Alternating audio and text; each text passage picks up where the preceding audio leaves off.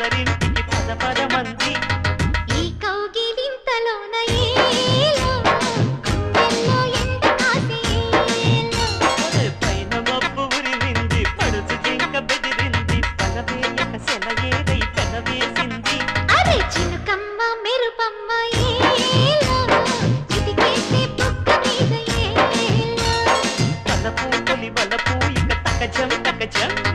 వయసు తడి సొగసు అర విరిసే సమయం ఆహా